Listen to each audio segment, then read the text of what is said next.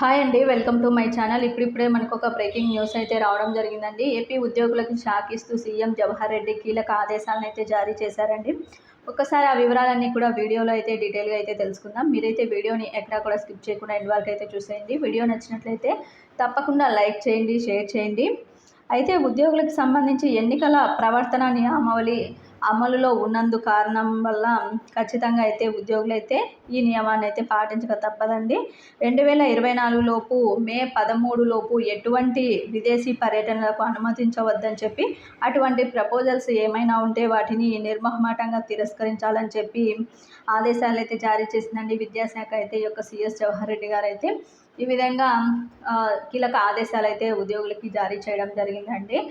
మే 13 లోపు ఎటువంటి విదేశీ ప్రయాణాలు అయితే ఎవరు కూడా పెట్టుకోవద్దండి.